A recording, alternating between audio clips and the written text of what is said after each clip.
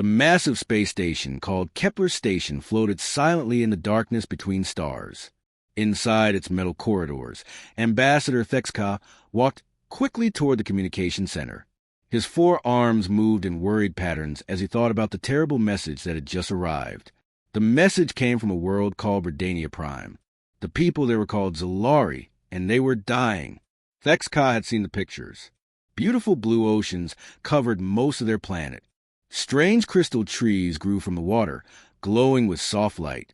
The Zalari themselves looked like living water, with see-through skin and big, gentle eyes. But now their world was burning.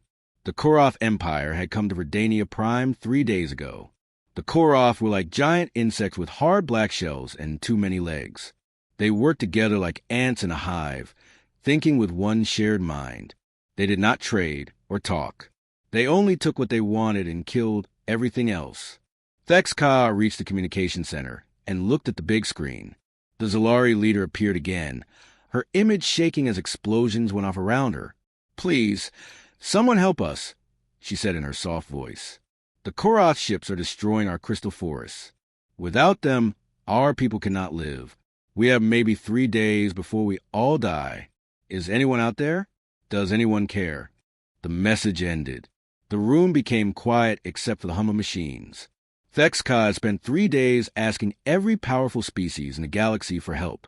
The proud Kethri Empire said they were too busy with their own problems. The ancient Vorthak said the math showed it was impossible to win against the Koroth. The strong Droken Federation claimed all their ships were fighting somewhere else. Nobody wanted to fight the Koroth Empire. The insect warriors had destroyed 17 different worlds in the last 50 years. They always won because they were smart and worked together perfectly. When they came to a planet, they took everything useful and left the rest as dead rock floating in space. "Sir," said a young worker named Vel9. He looked nervous as he approached Thexka. "I found something strange. We sent out a general call for help to every system we know about. Most did not answer, but there was one response that came very fast." "Show me," Thexka said. The screen changed to show a small blue and green planet, circling a yellow star. Numbers appeared beside it. Thexka read them and felt surprised. This world was listed as Class XI, which meant it was extremely dangerous. The gravity was almost twice what most species could handle. The weather included terrible storms, freezing cold and burning heat. Huge predators lived there that could kill most galactic citizens easily. The people there call themselves humans, Vel9 explained. They call their world Earth. They only learned how to travel between stars recently. Most of the galaxy considers them primitive. "What do they say?" Thexka asked. Vel9 pulled up the message. It was very short and written in simple language. "We got your call for help. We are coming. Hold on." That was all. No questions about payment. No demand for treaties or trade deals. No careful political discussions. Just a promise to help strangers they had never met. Thexka stared at the message for a long moment. Around the communication center, other workers whispered to each other. Some laughed quietly. How could primitive people from a dangerous world help when the galaxy's greatest powers had refused? "Sir, should I send them the location data?"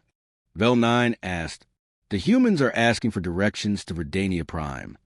Thexka thought about this. The smart choice was to ignore the humans. They would probably just get themselves killed, and then the galaxy would blame him for sending innocents to die. The Koroth had never lost a battle. Their bioships could repair themselves, and their insect warriors felt no fear or pain. But the Zalari were going to die anyway if no one helped them. At least the humans were willing to try. "What kind of species are these humans?" Thexka asked. "What makes them special?" Vel9 read from his datapad. They evolved on their dangerous world by hunting other animals for food. They can run for very long distances without stopping. They heal from injuries that would kill most species. They seem to work well together, even though they are not a hive mind like the Koroth. And they said they would come help people they have never seen before? "Yes, sir." The response came from someone called Admiral Kim. He said Earth's military forces are small but ready to fight. Thexka made his decision. Maybe these humans would fail and die. Maybe they were too weak to to matter. But they had something that all the powerful empires in the galaxy seemed to have lost. They care about strangers who needed help. Send them everything we know about the Koroth and Verdania Prime, Thexka ordered, and pray that we have not just sent brave fools to their deaths. As Vel 9 worked to transmit the data, Thexka looked back at the image of Earth. Somewhere on that dangerous world, people were preparing to risk their lives for aliens they had never met. It was either the most foolish thing he had ever seen, or the most heroic. Soon, the galaxy would find out which one it was. Admiral Kim stood in the underground war room beneath Seoul. The heavy concrete walls seemed to press down on everyone as they looked at the strange images on the big screen. Pictures of alien worlds, insect-like monsters, and dying crystal forests filled the room with an eerie blue light. "This is our situation," Admiral Kim said to the 12 ship captains sitting around the metal table. His voice was calm but serious. "An alien species called the Zalari sent us a cry for help. They are dying on their world while the rest of the galaxy does nothing." Captain Park leaned forward in his chair. He commanded the largest ship in Earth's small space fleet. "Sir, we have never fought aliens before. We do not know their weapons or their tactics. How can we help when bigger alien armies have refused?" Dr. Lee stood up from her seat at the back of the room. She was Earth's best scientist for studying life from other worlds, even though she had never seen any real aliens until today. "That might be exactly why we can win," she said. Everyone turned to look at her. She pressed a button, and the screen showed a Koroth warrior. The creature looked like a giant ant crossed with a spider, with hard black armor and sharp claws. "These Koroth have conquered 17 worlds using the same methods every time," Dr. Lee explained. "They expect their enemies to fight like civilized galactic citizens. They use careful battle plans and follow military rules that everyone in space seems to know." Admiral Kim nodded slowly. "But Earth is not civilized by their standards." "Exactly," Dr. Lee said. "We evolved in a world that tried to kill us every single day. Ice ages, volcanoes, earthquakes, giant predators, deadly diseases. Our ancestors survived by being unpredictable, by adapting quickly, and by never giving up even when things looked hopeless." Captain Cho, who commanded the fastest ship in the fleet, spoke up. "What about their technology? These bio-ships can heal themselves, and their weapons are beyond anything we have." "Their bio-ships are impressive," Dr. Lee agreed. "But I have been studying the data from Kepler Station. These creatures are vulnerable to Earth bacteria and viruses. They have never encountered life forms from our world. What is harmless to us might be deadly to them." Admiral Kim walked over to the big map, showing Earth's position compared to Verdania Prime. The journey would take their ships to the very edge of known space, far from any help if things went wrong. "We have 12 ships," he said quietly. "The Koroth have hundreds. We have weapons designed to fight human enemies. They have biotechnology that can eat entire planets. Any sane person would say this mission is suicide." The room became very quiet. Outside, they could hear the sounds of Seoul's busy streets. Millions of people go about their normal lives while not knowing that humanity had just learned it was not alone in the universe. Captain Park broke the silence. "Why should we risk everything for strangers?" Admiral Kim turned around to face his captains. His eyes were hard but not angry, because that is what humans do. When someone cries for help, we answer. It does not matter if they are from the next village or the next galaxy. It is who we are. Dr. Lee added more images to the screen. These showed the Zalari people, beautiful, peaceful beings who looked like they were made of living water. Their cities grew from the ocean floor like coral reefs, glowing with soft light. "They never developed weapons of war," she said. "Their entire civilization is built on healing and growing life. They cannot fight the Koroth because violence is not in their nature. But they sent medicine and scientific knowledge with their distress call. If we save them, both our species will benefit." Lieutenant Commander Nam, the youngest captain in the room, raised her hand. "What is our plan?" Admiral Kim smiled for the first time since the meeting began. "We do what Earth creatures have always done when facing a bigger predator. We use our environment. We fight dirty. We make them think they understand us. Then we surprise them. Dr. Lee opened several containers that had been waiting by the door.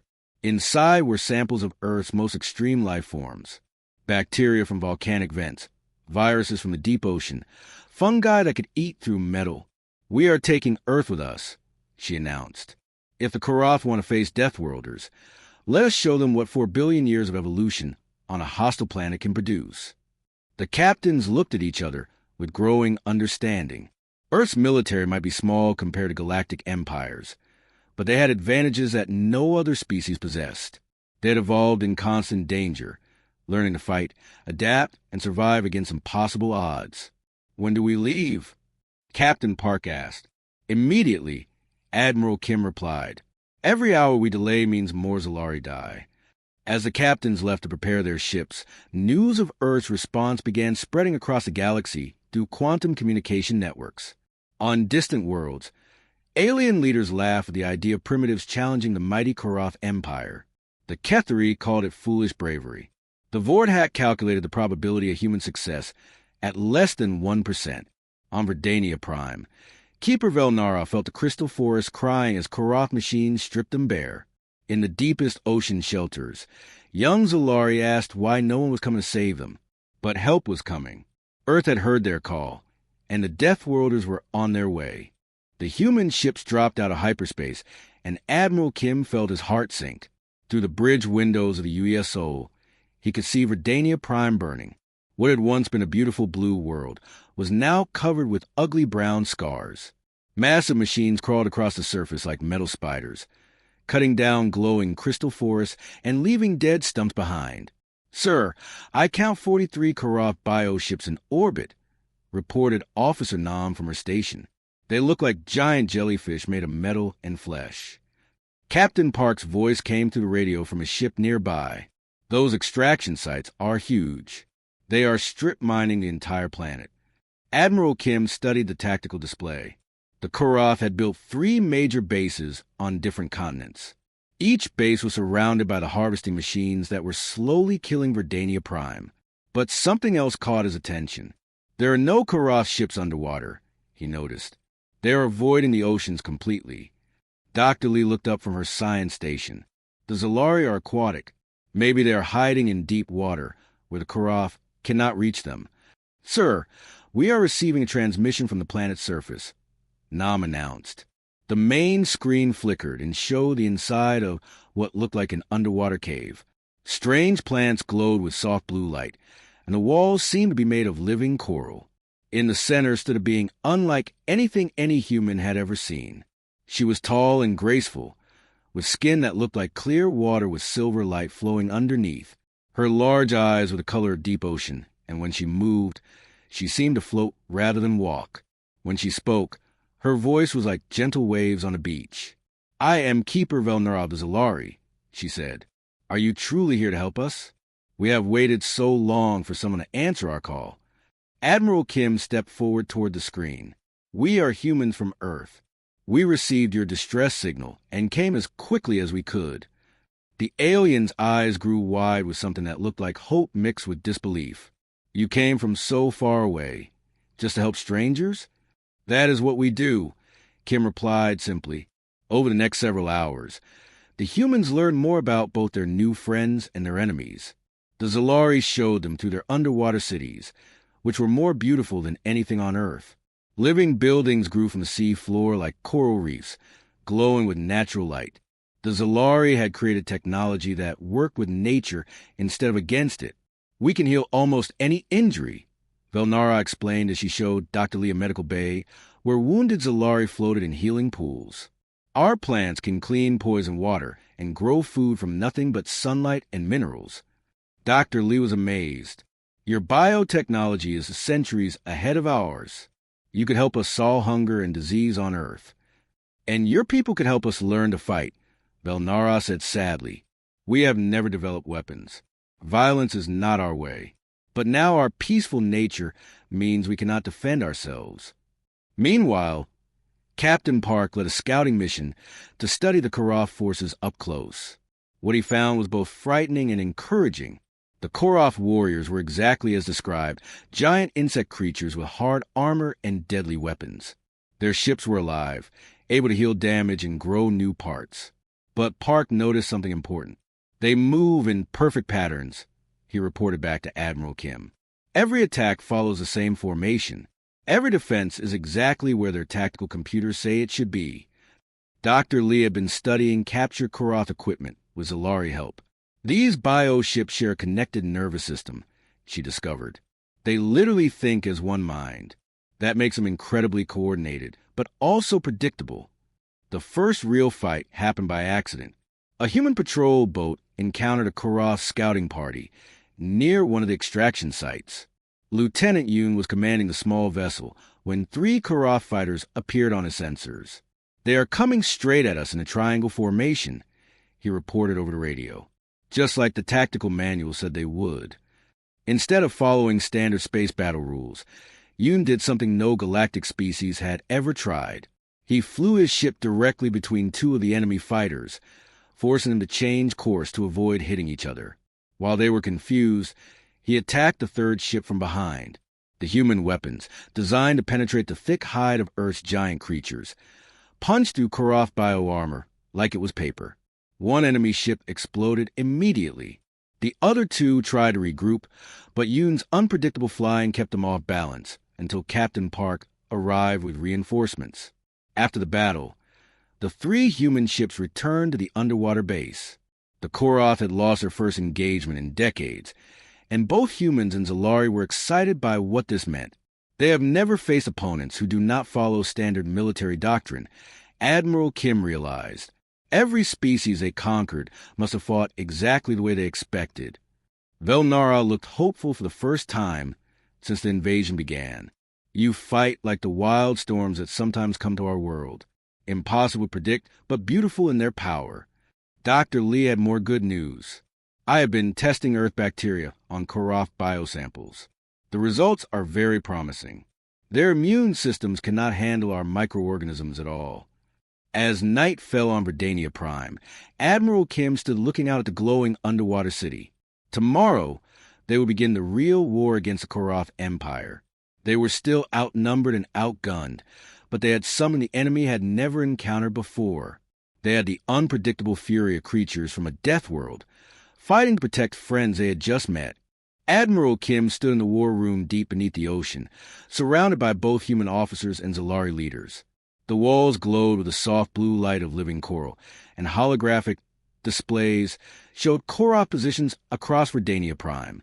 We cannot fight them the way they expect, Kim said, pointing at the tactical map. They have more ships, bigger weapons, and centuries of experience conquering worlds. But they have one weakness. They have never fought Deathworlders before. Dr. Lee activated a new display, showing Verdania Prime's most dangerous regions. The Koroth avoid certain areas of this planet.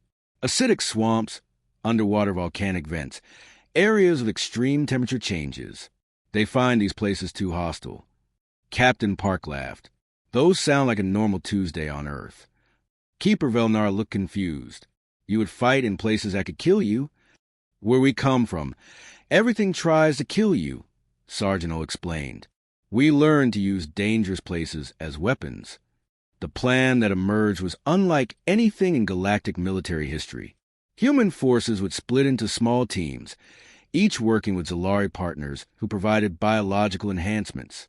They would strike from the places the Koroth feared most, using Earth tactics combined with alien technology. Sergeant O led the first mission into the Crimson Swamps, where acidic water could dissolve metal in minutes. His squad wore Zalari biosuits that adapted to the hostile environment, making their skin resistant to acid and allowing them to breathe the poisonous air. The Koroth harvesting station is half a mile ahead, whispered Private Yoon, checking his rifle loaded with Dr. Lee's special ammunition. The bullets contained Earth bacteria that would eat through Koroth bioarmor like hungry termites through wood. They moved through the swamp like ghosts, using skills learned in Earth's worst environments. The Koroth sensors were designed to detect normal military approaches, not soldiers who could hide in places that should have killed them instantly. The attack lasted only 20 minutes. O's team destroyed the harvesting machines and infected the bioships with Earth bacteria before disappearing back into the deadly swamp. By the time Koroth reinforcements arrived, they found only empty shells of ships being consumed by aggressive microorganisms. Captain Park commanded a very different kind of battle, in the skies above Redania Prime. He sat inside a Zalari biofighter, a living ship that responded to his thoughts rather than controls. The symbiotic connection allowed him to fly in ways that human technology never could. Incoming Koroth squadron, his wingman reported. 12 fighters in standard attack formation. Break apart and engage individually, Park ordered. Make them chase us through the storm clouds. The Koroth pilots had been bred for coordinated attacks. They worked together like parts of a machine, each one knowing exactly what the others would do. But when the human pilots scattered in different directions, the enemy formation fell apart. Park dove his biofighter through a lightning storm that would have fried any normal ship's electronics. His living vessel absorbed the electrical energy and used it to boost its speed. When a Koroth fighter followed him into the storm, the enemy ship's biomechanical systems overloaded and crashed into the ocean below. They cannot adapt to chaos, Park realized as he watched more enemy ships struggle with the unpredictable human tactics.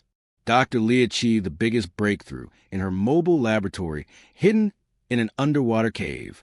Working with Zalari biotechnology experts, she had weaponized Earth's most aggressive bacterial strains.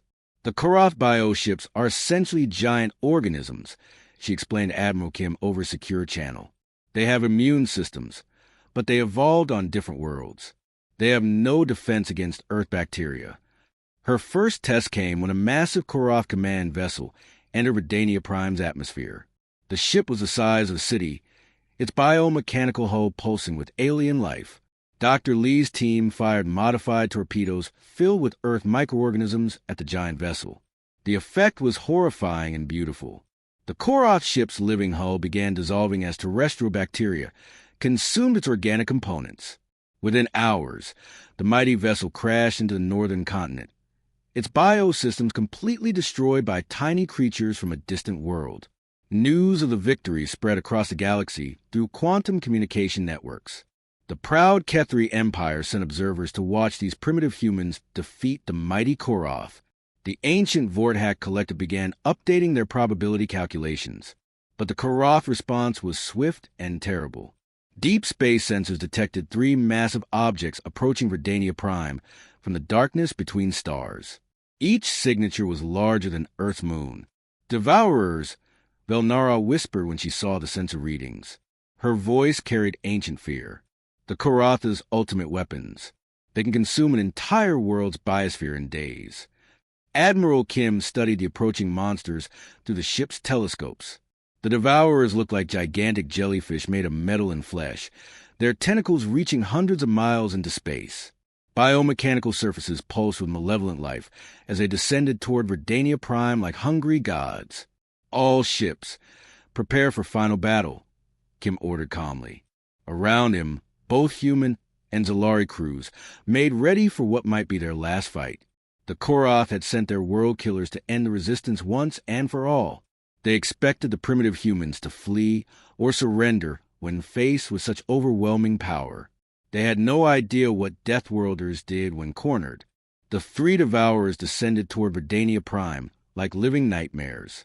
Each creature was the size of a small moon, with writhing tentacles that reached down toward the planet's surface. Their biomechanical skin pulsed with dark energy as they prepared to consume everything that lived on the world below. Admiral Kim stood on the bridge of UESO, watching the monsters approach through the main screen. Around him, human and Zalari crews worked together at control stations that had been modified with living Zalari biotechnology. The ship itself had been enhanced with organic components that responded to thought as much as touch. All human and Zalari forces, this is Admiral Kim, he broadcast a combined fleet. Today we fight not just for one world, but to prove that cooperation is stronger than conquest. Remember, we are Deathworlders and we protect our friends. In the planet's acidic swamps, Sergeant led a combined human-Zalari strike team toward the primary Devourer's landing tendrils. The massive organic cables were already touching the surface, beginning to drain life from the crystal forests. O's soldiers wore bio-armor that adapted to their environment, while their weapons fired Dr. Lee's bacterial ammunition. The tentacle's nerve center is 50 meters down, reported Private Yoon, reading data from his Zalari bioscanner. If we can inject a virus there, it should spread to the whole creature. The team rappelled down the writhing tentacle like mountain climbers descending into hell. The Devourer's immune system tried to attack them, sending antibody creatures that looked like flying jellyfish. But the human soldiers had trained for combat in Earth's most hostile environments, and the alien attackers could not match their speed and adaptability. High above in the planet's atmosphere, Captain Park led a squadron of biofighters against the Devourer's defensive swarms. The living ships responded to his thoughts, diving and turning in ways that defied normal physics. His human spatial awareness combined with Zalari biotechnology created a fighting style that no enemy could predict. They are trying to form a protective shell around the main body, Park reported, as hundreds of smaller Koroth organisms swarmed around the primary Devourer. Standard tactics would be to attack from multiple directions. Instead, Park did something that went against all military logic. He flew his entire squadron directly toward the most heavily defended area, then suddenly scattered in all directions at the last second. The Koroth defenders, programmed to respond to coordinated attacks, could not adapt to the chaotic human strategy. Dr. Lee worked frantically in her mobile laboratory, now housed inside a living Zalari transport vessel. She had created her most powerful weapon yet, a modified Earth virus that specifically targeted the Devourer's bioneural networks. The virus is ready, she announced to Admiral Kim, but someone needs to deliver it directly to the creature's brain center. The delivery system will not survive the process. Admiral Kim looked around his bridge at the faces of humans and Zalari who had become friends and allies over the past weeks. They had all volunteered for this mission, knowing they might not return home. Now one of them would have to make the ultimate sacrifice. "I will do it," Kim said quietly. "Sir, no." Captain Park's voice came through the communication system. "You are needed to command the fleet." "The fleet can manage without me," Kim replied. "But the Zalari cannot survive without this mission succeeding." Before anyone could argue further, Admiral Kim sealed himself into a modified torpedo loaded with Dr. Lee's virus. The weapon was designed to penetrate deep into the Devourer's body and release its payload directly into the creature's nervous system. "All ships, continue the attack," Kim ordered as his torpedo launched toward the primary Devourer. "Show them what happens when Deathworlders fight for their friends." The torpedo's journey took only minutes, but it felt like hours to everyone watching. Kim's small craft dodged offensive fire and organic antibodies as it burrowed deeper into the Devourer's body. Finally, he reached the creature's brain center, a pulsing mass of bioneural tissue larger than a city building. "Virus deployed," Kim reported calmly. "It was an honor serving with all of you." The explosion that followed sent shockwaves through all three Devourers. Dr. Lee's Earth virus spread to their interconnected nervous systems like fire through dry grass. The massive creatures began convulsing as terrestrial microorganisms attacked their alien biology. Sergeant O felt the tentacle he was climbing start to dissolve as the virus reached it. "The big one is dying," he shouted into his radio. "The virus is working." Captain Park watched from his fighter as the Devourers began falling apart. Their biomechanical skin split open, releasing clouds of spores and organic matter into space. The creatures that had destroyed entire worlds were being killed by bacteria from a distant planet. The remaining Koroth forces, seeing their ultimate weapons destroyed by primitive technology, retreated in complete disorder. For the first time in their history, the Insect Empire had met an enemy they could not understand or defeat. In the weeks that followed, Verdania Prime began to heal. Human terraforming techniques combined with Zalari bioregeneration brought the crystal forest back to life. New ecosystems flourished where extraction sites had left only dead ground. The Galactic Council formally recognized Earth as a protector species, giving humanity full membership in galactic civilization. The Human-Zalari alliance became a new power that other empires respected and sometimes feared. Fleet Admiral Park stood in the memorial garden where Earth oak trees grew alongside glowing Zalari crystals. A statue of Admiral Kim faced the stars, reminding everyone of the sacrifice that had saved two species. New distress calls arrived every day from across the galaxy. Each one received the same response from Earth's growing fleet of human and Zolari ships. The Deathworlders had learned they were not alone in the universe, and the universe had learned that when someone cried for help, the Deathworlders would always answer.